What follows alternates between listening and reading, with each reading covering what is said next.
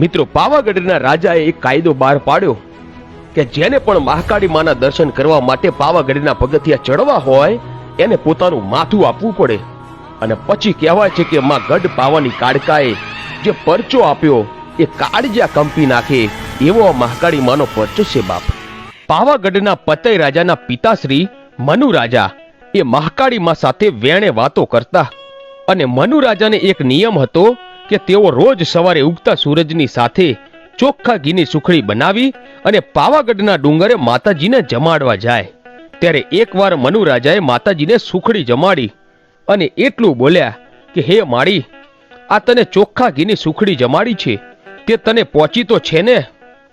આમ 1 દિવસ 2 દિવસ 3 દિવસ અને ચોથા દિવસે પણ મનુ રાજા સુખડી જમાડીને બોલ્યા, હે મારી ગઢ પાવાની મહાકાળીમાં, તને સુખડી પહોંચી તો છે ને? ત્યારે મારી ગઢ પાવાની કાળકા બોલે કે હે મનુ રાજા, 1 શેર ઘીની સુખડી જમાડે છે, એમાં તું મને 4 વાર તો પૂછે છે. તે તો ઘીની સુખડી જમાડી, પણ આ જગતમાં અમુક માણસો મને એના માથા પણ ચડાવવા વાળા પડ્યા છે. આ માતાજીના શબ્દો મનુ રાજાને ખોટા લાગ્યા અને તે માતાજીને વિવાદ કરે છે કે હે માળી, તને કોણ માથા ચડાવતું હશે, હું પણ જોઉં છું. પછી તો મનુ રાજાએ પાવાગઢના ડુંગરના પગથિયે લખી દીધું કે જેને મહાકાળી માનું માથું ચડાવવું હોય એ જ આ ડુંગર ઉપર પગ મૂકે, નહીતર કોઈએ ચડવું નહીં. આમ કરી રાજા ડુંગરેથી ઉતરી ગયો અને ત્યારથી 1 દિવસ 2 દિવસ અને એમ કરતા કરતા 3 મહિનાના વાણા વાઈ ગયા. માણસ તો ઠીક, પણ કોઈ ચકલું પાવાગઢના ડુંગરે ફરકતું નથી. ત્યારે ગઢ પાવાની કાળકા વિચાર કરે છે કે આમાં કરું તો શું? પછી મહાકાળીમાં પાવાગઢથી સમડી બની ઉડતા ઉડતા આકાશ માર્ગે ચાલતા થાય છે. ત્યારે ગંધરૂપ મશાણ અને એની બાજુમાં બાબા બાળીનાથ તપસ્યા કરી રહ્યા હતા.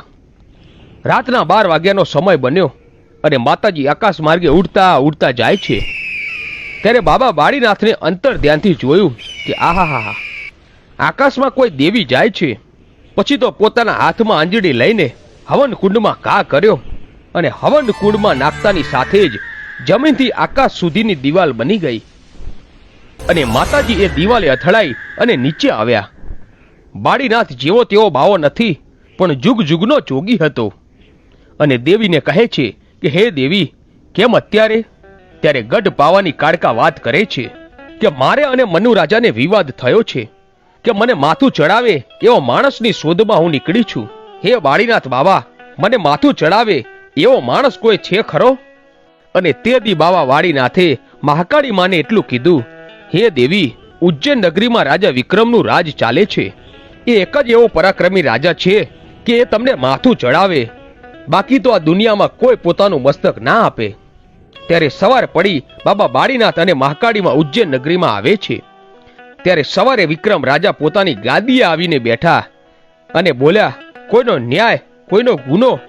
ત્યારે બાબા બાળીનાથ એટલું બોલ્યા કે હે મહારાજ, તમારા દરબારમાં કાળા માથાના માનવી અપરાધ કે ગુનો કરતા હશે અને ન્યાય માંગતા હશે, પણ આજના દરબારમાં તમારી પાસે ન્યાય માટે એક દેવી આવી છે.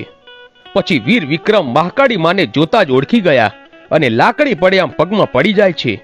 બોલો માં, આજે મારા દરબારમાં તમારે કેમ આવવું પડ્યું? મહાકાળી માં બોલ્યા કે વિક્રમ, પાવાગઢના ડુંગરે મનુ રાજા મને 1 શેર ઘીની સુખડી જમાડતા જમાડતા 3 વાર બોલ્યો. ત્યારે મેં એમ કહી દીધું કે મને સુખડી જમાડે છે, પણ દુનિયામાં મને મસ્તક ચડાવવા વાળા પણ પડ્યા છે.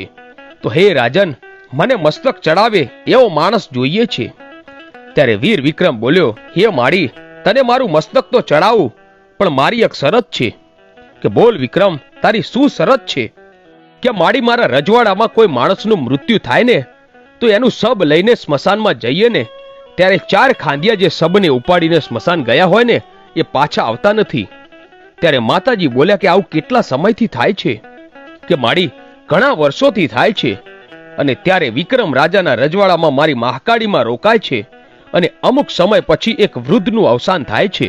ત્યારે સબની સાથે મારી ગઢ પાવાની કાળકા અને બાબા બાળીનાથ સ્મશાન યાત્રામાં સાથે જાય છે અને માતાજી કાળકા જોવે છે કે 4 ખાંડિયાને પછાડીને એમની આંખો કાઢીને 4 જોગણીઓ અને એમનો ભોગ લે છે. અને જ્યારે જોગણીઓ માણસને મારીને એના કાળજા કાઢતી હતી ત્યારે મારી ગઢ પાવાની કાળકા બોલે છે કે હે જોગણિયું, તમે આ માણસનો અપરાધ કેમ કરો છો? અને તે દિવસ આ જોગણીઓ એટલું બોલી કે બાઈ, તમને તમારા મંદિરે કોઈ કાળા માથાનો માનવી નિવેદ ધરાવતો હશે, પણ અમને અહીંયા કોણ નિવેદ ધરાવવા આવે? અને તે દિવસે જોગણીઓએ એટલું કહ્યું કે અમને નિવેદ દેવા કોણ આવે? ત્યારે મારી કાળકા બોલી કે હું એક વાત કહું? હા બોલો. જા, આજથી હું તને 4 શ્રીફળ આપીશ અને ગામને ચાંપે જ્યાં નનામી ખાંબી કહેવાય ત્યાં તમારે 4 શ્રીફળનો ભોગ લેવાનો છે. કાંઈ વાંધો નહીં. અને આમ કહી જોગણીઓ જતી રહે છે. વિક્રમ સંવતની જે દિવસે સાલ છપાણીને એ દિવસે સૌ પ્રથમ મેલું મસાણ અને ગંધુપિયું મસાણ દુનિયાનું એ પહેલામાં પહેલું સ્મશાન હતું. વીર વિક્રમ, માતાજી મહાકાળી માએ અને 4 જોગણીઓએ આ સ્મશાનને સ્થાપ્યું હતું.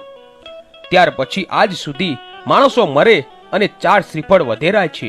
ત્યારે બધા મેલેડીને ચડે છે એવું માને છે, પણ માં મેલેડી તો નિમિત્ત છે, પણ શ્રીફળ તો જોગણીઓ લઈ જાય છે.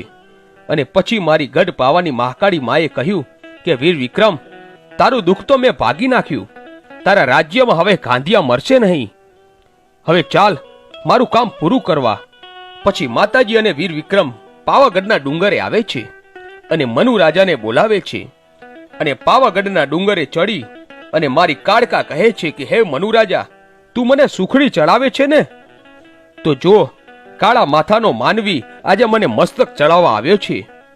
ત્યારે મનુ રાજા કહે છે મારી ના હોય, પણ એટલું કહેતાની સાથે તો વીર વિક્રમ હાથમાં પોતાની તલવાર લઈ અને એક જ પળમાં પોતાનું મસ્તક કાપીને માતા મહાકાળી માના પગમાં ધરાવી દે છે અને પોતે ઢગલો થઈને નીચે પડે છે. મનુ રાજા કમકમાટી બની જાય છે.